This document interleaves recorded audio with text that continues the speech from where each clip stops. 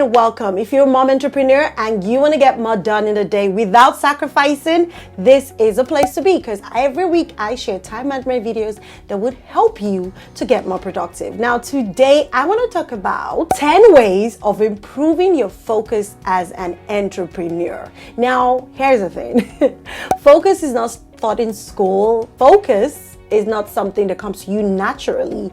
And especially when you think about the fact that you're a mom, there's so many distractions, like the distractions that are out there and the distractions even going on in your mind. But this is my number one tool when it comes to time management, is focus, because you don't have so much time to work on your business. So the few hours or the few minutes you have in a day to dedicate to your business is super important to make sure that you're laser focused, so that the results you get from that session of your laser focused work experience will be so much more. So in other words, today I want to show you 10 things. Now the 10 top things, 10 strategies you can adopt to really help you to hone your focus. Now let's go into it. Number one, align your focus with your values. Now this is very important. So I find that most of the time, the number one reason why it's hard for you to focus on whatever you're working on is if you don't think what you're doing has so much value. And I'm going to explain that. So let's not talk about business now. Let's talk about family. You know, when you're hanging out with your kids or you're having fun, maybe in the park, if you think that's a valuable use of your time, it will be very easy, or can I say, it will be easier for you to be focused on what you're doing, which is enjoying that time with your family. So make sure that you always remind yourself the value in what you're doing, and that would help you to align your focus. Let's go on to number two. Number two is just my way of asking yourself certain questions just to get yourself keyed back into what's happening.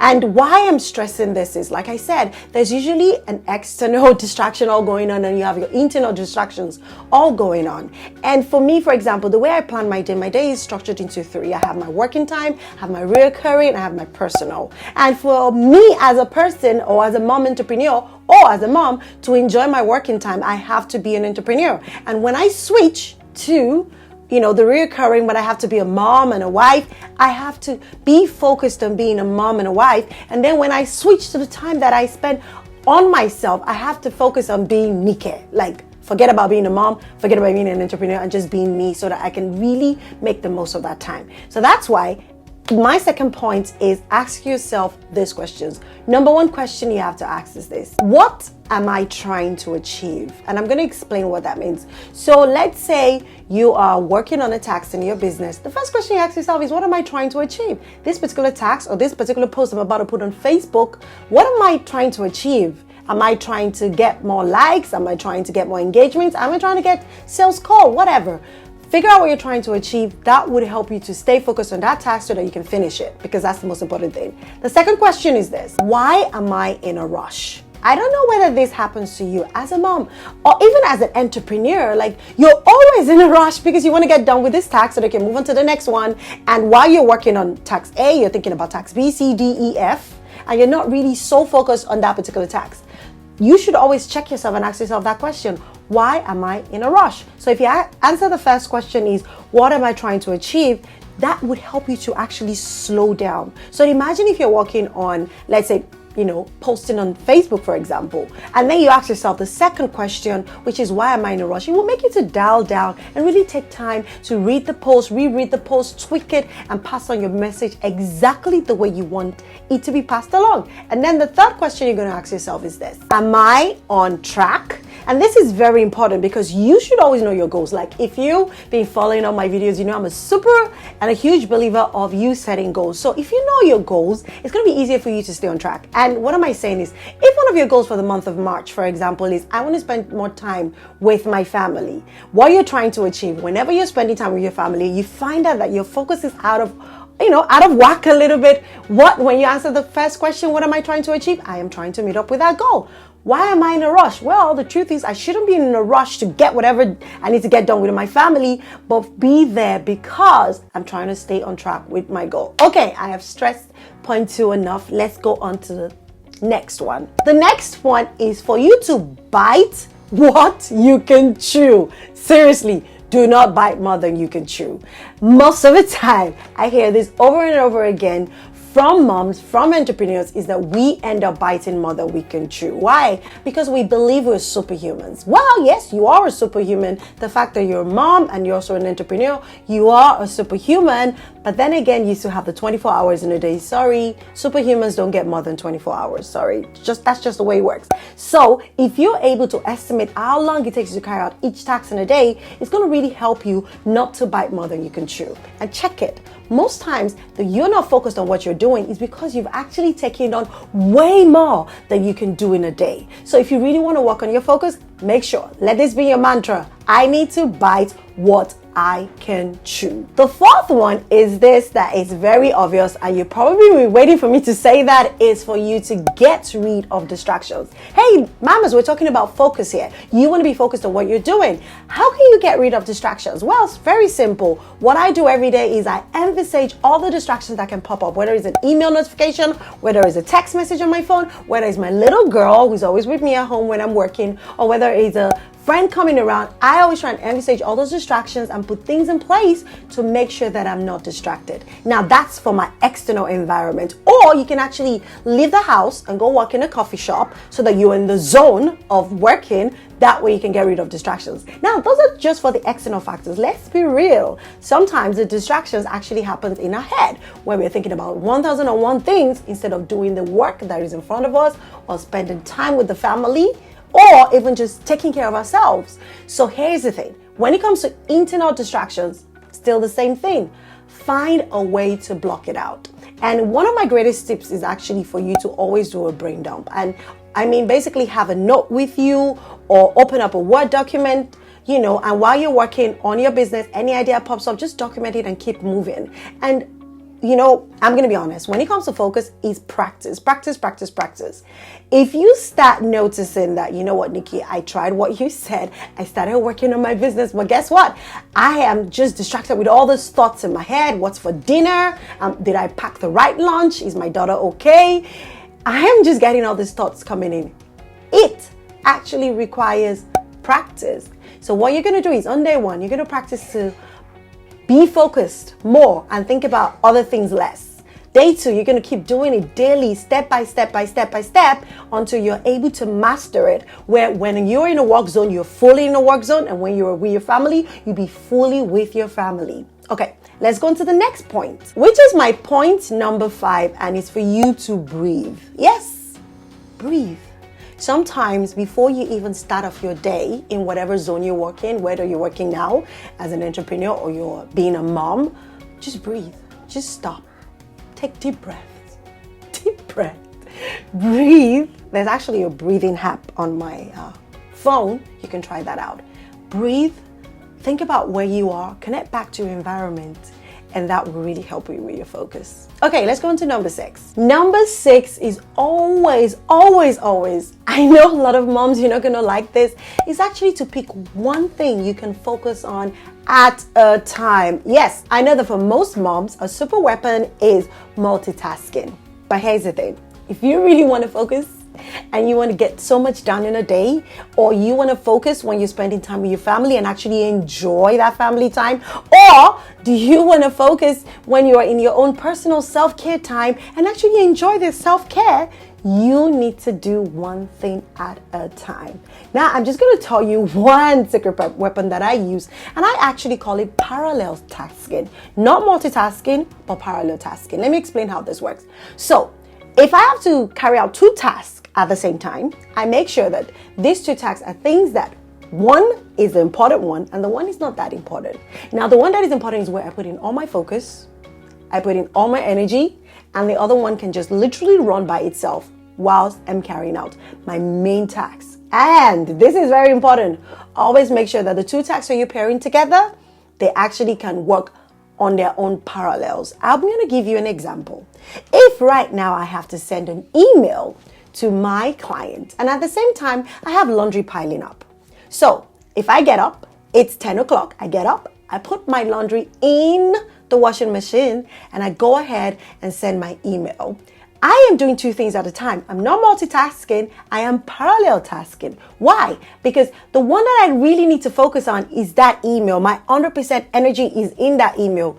But the fact that my laundry is running at the same time that I'm sending that email, my laundry doesn't need my energy. It doesn't need my time. It doesn't need my attention to run by itself. And I can be fully focused on my emails. Can you see how I'm parallel tasking? So whenever you have an important task to carry out and you have not a very important task to carry out, and that second task must always be something that doesn't require your attention, that can run on its own, and it's parallel. It doesn't cross with your main task. Those are the two things you pair together, and that's why I call it parallel tasking. That's my secret weapon as a mom. Okay, let's go on to the next one. The next one is for you to have a startup and a shutdown routine. Okay, or you can call it a morning and an evening routine. Completely up to you. But I like when I say it's a startup and a shutdown routine, because sometimes it's not necessarily your morning routine that you do in the mornings. I'm going to give an example. I love giving an example because I want you to be very clear on what I'm talking about. Okay, give myself as an example. So I start my day at 5 o'clock in the morning, and then I get into my working session when I'm working on my business. And once it's 7, I shut down. I have to go attend to my little girl, make sure she gets to school and all that good stuff. And then I get back to work at 9 o'clock, and that runs to 12. And then, yeah, okay, I'm not going to go through all my whole day. So here's the thing. When I wake up 5 o'clock in the morning, I actually don't have any startup routine per se. I don't get up and do my meditation and all that stuff. No, I actually just get to work. But my startup routine actually starts at 9. When everybody's gone, they're all in school, I get myself into the zone. I have like a few routines that I do just to get into the zone. And I've also always advised some of my clients that work from home, like, you can have little routines like maybe getting up, going to take a shower, getting yourself a cup of coffee, and then literally walking down to your working space. Maybe that's going to help you to start up. And then when I talk about shutdown routine is always have a way to switch off. So lately I started doing this. When my day is done, the kids are in bed, I'm in bed, I just take a few minutes to be grateful for my day. I don't think about the things that didn't work out in my day. I just lay in bed with my eyes closed. I think about one thing that actually did go well in my day. I think about it, I break it down, and I'm super grateful for it. So that is my shutdown routine. And you know what? It's really helped me to actually kind of go from being grateful to actually sleeping off. So find what works for you and make sure you have a startup and a shutdown routine. The whole essence of this is for you to improve your focus. When you have a startup routine, it's going to get you to be laser focused on what you have to get done. And so you also have to reward yourself by having a way to shut it all down and actually rest so that you're ready for the next day. Okay, let's go on to the next one, which is to do the worst thing first. Yeah, I'm going to get really practical with that. Let's be honest. Whenever we have a list of things to do in a day, and there is one particular thing that we dread so much, like it's the worst thing. I don't know what it is for you. I know what mine is. And if you've been watching a lot of my videos, you know that one of the things I don't exactly enjoy is shower time. So if that's a thing that, you dread the most in your day, I think that's the first thing you should get done, because you know what's going to happen. Whatever thing you're doing, whether you're spending time with the kids or you're working in your business or you're even on a phone call, that thing that you're dreading, that task you're dreading is going to be lingering. And you're just going to be thinking about it and you cannot wait just to get it done. So I would say do the worst thing first. And you know what's good about it? Once it's done, you're like, oof, that's done, on to the next. And then you can go ahead and have your fun in the day. This tip actually leads to my 9th tip, which is the old concept that I adopt in Momleader, and we call it live with and live without. Basically, what this concept means is you need to think about all the tasks you have to do in a day and ask yourself, what can I live with and what can I live without? So still kind of linked to doing the worst in a day, but not necessarily that. Maybe this is more like doing the things that would set you up for success. So imagine now you're a mom, you're about to go get on with your business for the day. So you're in your office, you're going to get to work, but there's just one thing that actually makes you very uncomfortable. Like it bothers you. It's like, no, this has to be done. It could be something as simple as you cannot stand the fact that there are dishes in the sink, or you cannot stand the fact that your laundry room is not impeccable. This is the truth. As a mom to another mom, I'm going to say this. When you're working on your business, you are going to be thinking about the dishes if that bothers you. Or you're going to be thinking about the laundry, or you're going to be thinking about something. So I would say if it's something you can live with, don't bother. But if it's a live without situation that's gonna hamper your focus, go and get it done immediately. And this is my 10th point. Here's my 10th point. Reward yourself. Always reward yourself. If you're able to focus 2 hours in a day, give yourself a tap on the back. When you're doing your shutdown routine, it's a good job. I was able to actually focus. Whether you were able to focus on your cooking, or you were able to focus as a mom, or you were able to focus during your self-care. Maybe you're having a nice bath and you actually focus on the fact that, I'm enjoying this bath. Whatever it is, always reward yourself. Give yourself a pat on the back, because I'm going to tell you this right now and right here. You are amazing. The fact that you're a mom and you're running a business at the same time, you are amazing. You are, yes, one of the superhumans. And great job, mamas. So those are the 10 things you can consider if you want to improve your focus as a mom entrepreneur. I know it's not easy. We're all trying to figure it out, but these 10 things would definitely help. And if you like videos like this, please do remember to subscribe and also do share. And also, I would love for you to come and join my community on Facebook, which is www.momleader.com/community. I would love to hang out with another entrepreneur like you, where we can share notes and we just can chat about life, motherhood, and entrepreneurship. And of course, the most important thing, time management. I'll see you in my next video.